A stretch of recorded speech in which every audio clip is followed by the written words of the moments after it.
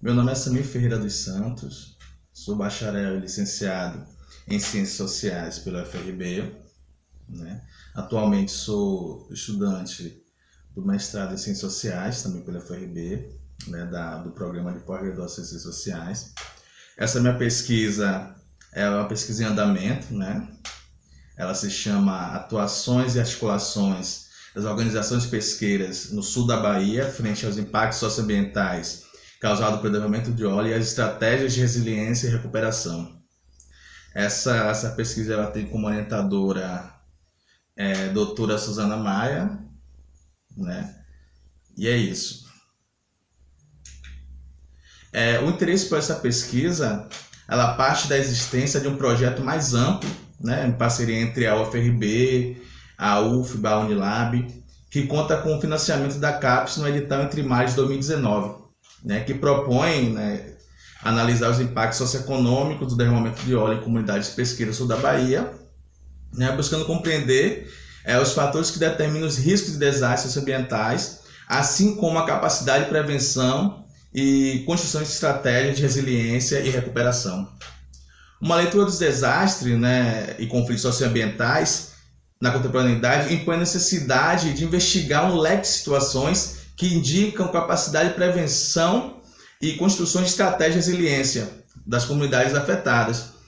Isso posto, pode-se compreender que tais conflitualidades perpassam toda a história de ocupação do território denominado Brasil. Afinal, desde a invasão europeia, os modos de ocupação têm sido baseados na concentração de terra, né, na desigualdade e desastre, e o que perdura até os dias atuais. As noções de progresso e desenvolvimento eurocêntricas têm como um pressuposto o crescimento econômico, carecendo, pois, de uma análise cautelosa, uma vez que essa ideia tem camuflado a exploração e o extermínio desde a colonização. Todavia, sabe-se que durante todo este processo histórico houve resistência dos povos que não deixavam submeter à homogeneidade imposta por estes dominantes e criação, né, destes povos de estratégias de resiliências, né?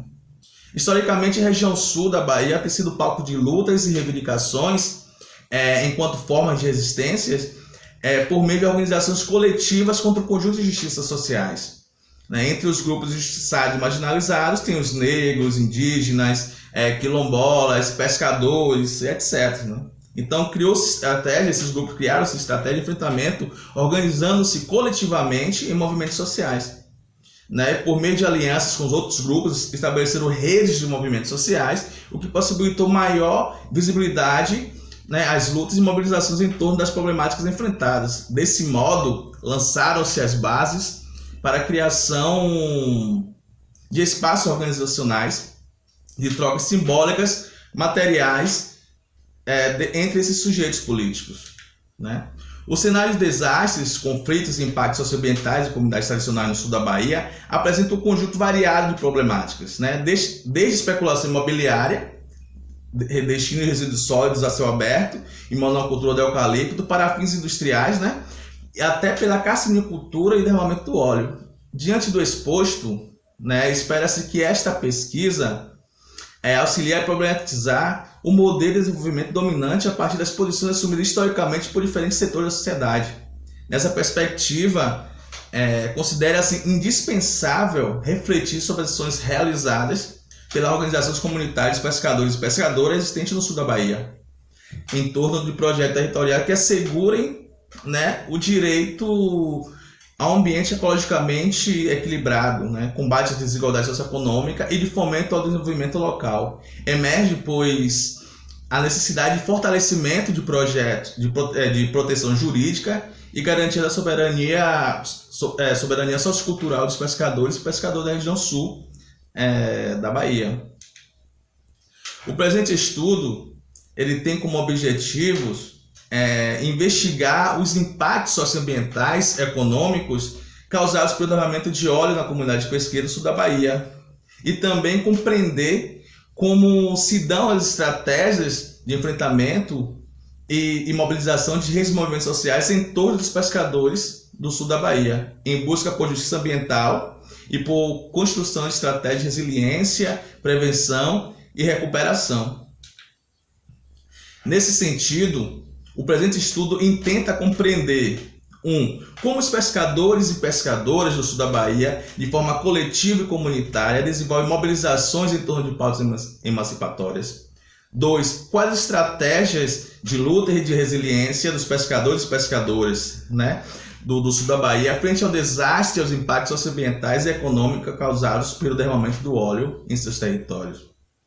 3. Como se dá a atuação dos sujeitos vítimas dos desastres do óleo, neste caso os pescadores e pescadoras do sul da Bahia, frente à necessidade de promoção de políticas públicas com base nos princípios da redução de risco de desastre, de resiliência e justiça ambiental. A partir desses questionamentos, busca-se investigar diferentes dimensões dos impactos socioambientais e econômicos causados pelo desastre do derramamento do óleo no sul da Bahia, identificando as formas de organização dos pescadores e pescadoras no movimento por justiça ambiental e pelas estratégias de prevenção e resiliência. Assim, se faz fundamental discutir as estratégias de resistências, enfrentamento aos impactos socioambientais e estratégias de resiliência dos povos das águas, até a participação junto ao Estado nas construções de políticas públicas que permitam a sua permanência nos territórios tradicionalmente ocupados. Objetiva-se ainda proceder na sistematização e socialização de informações encontradas a respeito dos diversos conflitos socioambientais e econômicos identificados no território, dando visibilidade às denúncias apresentadas, tanto pelas comunidades atingidas quanto pelas organizações parceiras. No meu referencial teórico, eu discuto algumas categorias e alguns conceitos, que são eles, desastre, resiliência, pensamento abissal, hábitos, campo ambiental, injustiça e justiça ambiental, racismo ambiental, movimentos sociais, redes de movimentos sociais. Segundo o glossário da Estratégia Internacional pela Redução de Desastre das Nações Unidas, o termo desastre é definido como uma séria interrupção no funcionamento de uma comunidade ou sociedade que ocasiona uma grande quantidade de mortes, bem como danos e impactos materiais, econômicos e ambientais que excedem a capacidade da comunidade ou sociedade afetada em responder à situação a partir de seus próprios recursos. Os desastres, uma perspectiva sociológica enquanto laboratório de análise, para Marchesini e Forini, possibilitam a análise das dimensões socioeconômicas da resiliência, a fim de compreender, em uma perspectiva micro e macro-sociológica, os fatores que contribuem ou dificultam a adoção de estratégias para fazer frente a situações adversas. A compreensão desses fatores é fundamental para o planejamento de políticas públicas voltadas ao desenvolvimento regional frente a desastres que priorize a qualidade de vida em detrimento da reprodução de condições de desigualdade e de vulnerabilidade que precede o desastre. O conceito de resiliência foi introduzido nas ciências da saúde há cerca de 4 décadas e desde então sofreu muitas transformações, sendo utilizado por diferentes áreas científicas, principalmente pela sociologia do desastre. Segundo Marchesini e Forini, inicialmente o conceito era abordado como características individual, posteriormente passa a ser abordado como um processo que desenvolve o domínio das interações humanas diante da diversidade de desastres, tendo como resultado a recuperação e superação.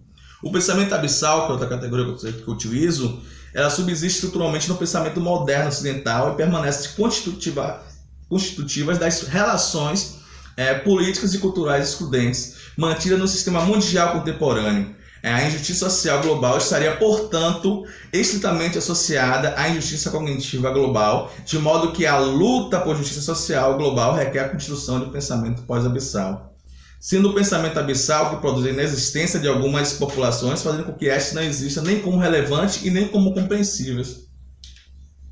O ambiente, assim como os demais campos possíveis de ser identificados, apresenta uma certa autonomia e possui suas próprias regras de organização, e nesse espaço limitado, a posição social dos indivíduos está determinante nas suas ações. Em contraposição a uma ideia estática e conceitual do meio ambiente, o campo ambiental, que é outro conceito que eu utilizo, é construído como um espaço social em que são empreendidas disputas por entre agentes que constituem, levando que grupos ou indivíduos que ocupam posições distintas no interior deste campo se envolvam em conflitos com o intuito de defender sua visão e seus interesses, tanto materiais quanto simbólicos.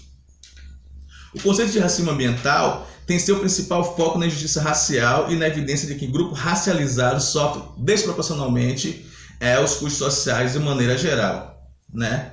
Melucci concebe o movimento social como uma forma específica de ação coletiva que dialoga com orientações e campos de diferentes perspectivas, além de organizar intervenções que envolvem vários níveis de estrutura social. Assim, os movimentos sociais emergem em campos marcados por condições, por contradições, né? Quando indivíduos e grupos estão submetidos a pressões que giram em torno de interesses e projetos societários em conflitos.